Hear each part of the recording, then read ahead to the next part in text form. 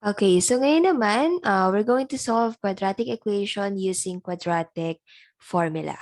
So the formula, okay, so our quadratic formula is x is equal to negative b plus or minus the square root of b squared minus 4ac over 2a. Okay, so ito yung formula na gagamitin natin to solve for the quadratic equation, to solve for the solution of quadratic equation. Okay? And itong radicand na ito ay tinatawag nating discriminant. So in a quadratic formula or using quadratic formula, yung discriminant, siya yung magsasabi kung ilang real solutions ba ang meron. So again, itong radicand, itong b squared minus 4ac, ito yung tinatawag natin na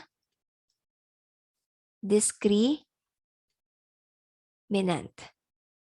Okay? And yung discriminant, siya yung magsasabi kung ilang real solutions ba ang meron dito sa ating quadratic equation. Okay. So, if the discriminant is greater than 0, then we have two real solutions. And if the discriminant is equal to 0, then there is one real solution. But if the discriminant is less than 0, then there is no real solution. Ano lang ang meron tayo? Ang meron lang sa atin ay imaginary solutions. Okay? So again, kapag ang discriminant ay less than 0, then there is no real solution. Ang meron lang tayo dito kapag ang discriminant ay less than 0 is imaginary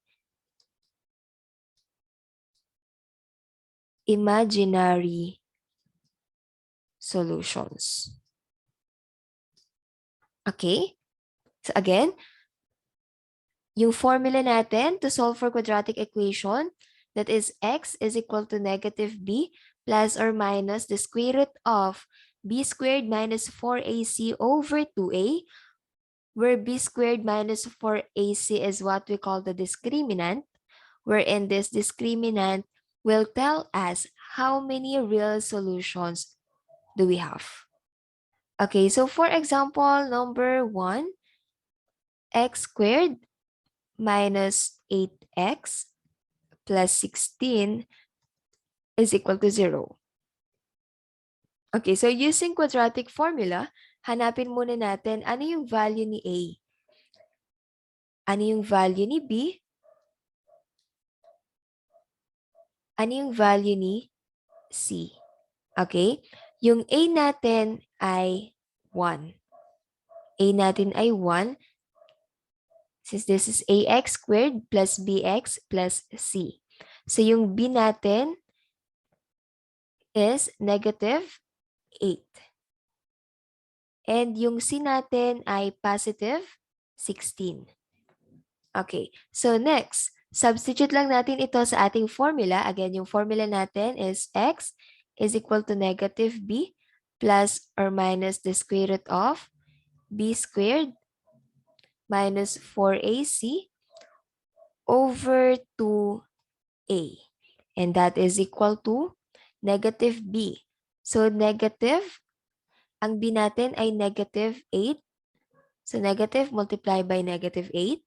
Then plus or minus the square root of b natin, which is negative 8 squared minus 4 multiplied by RA, which is 1, and the value of RC, which is 16. And over 2 multiplied by A, which is 1. Okay, and that is equal to negative multiplied by negative 8. Negative, negative, it will become positive 8. Then plus or minus the square root of 8 squared, negative 8 squared, that is positive 64. Then minus 16 multiplied by 4. That is 64 multiplied by 1, 64. Okay, so again, 4 multiplied by 1 is 4 multiplied by 16, that is 64. Over 2a. 2 multiplied by 1, which is 2. Okay, so next. Okay, so that is equal to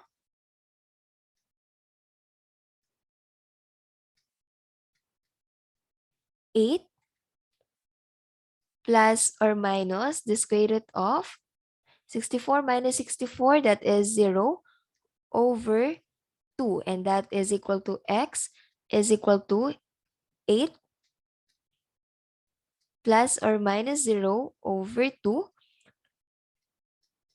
X plus 0 is 8 and x minus 0 still 8 over 2, and simplify, x is equal to 4. Okay, so the value of our x is equal to 4. So we only have one real solution. Okay, so again, one real solution. So balikan natin yung discriminant. Kapag ang discriminant natin ay equal sa 0, then we have one real solution. Ang value ng discriminant natin ay equal sa 0. Kaya isa lang yung nakuha natin na solution. Another example, 2x squared minus 5x minus 3 is equal to 0. So 2x squared minus 5x minus 3 is equal to 0. Value ng x natin, ang value ng a natin is equal to 2. Ang value ng b natin, which is negative 5, and the value ng c natin ay negative 3. Okay, so next, substitute lang natin sa ating formula. That is x is equal to negative b plus minus the square root of b squared minus 4ac over 2a. Okay, and that is equal to negative b. So negative multiplied by negative 5. Then plus or minus the square root of b squared, which is negative 5, then square, minus 4 multiplied by ang a natin, which is 2, then multiply by ang c natin, which is negative 3. Then over 2 multiply by the value of your a, which is 2. Okay, and that is equal to negative multiplied by negative 5, that is positive 5. This will become positive. Then plus or minus the square root of negative 5 squared, that is equal to 25. Then next, negative 4 multiplied by 2, that is negative 8. Multiplied by negative 3, that is equal to positive 24. Okay. So over 2 multiplied by 2 is equal to 4. Okay, so next.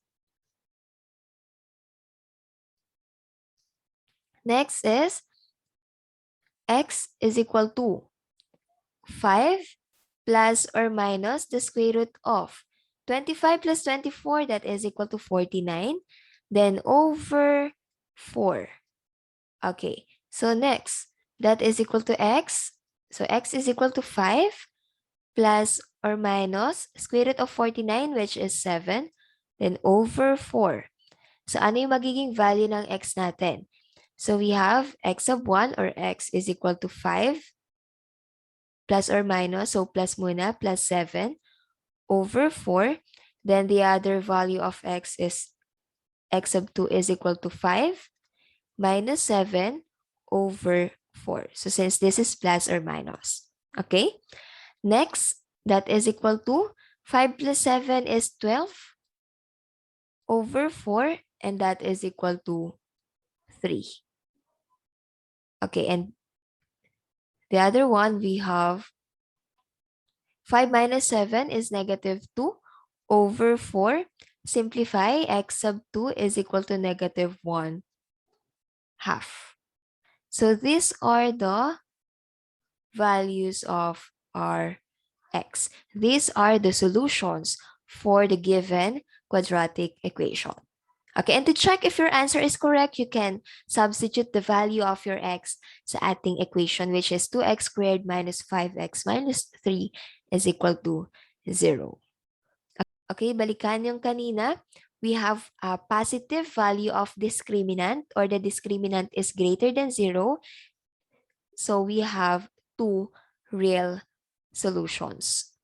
Dalawa yung solution na nakuha natin.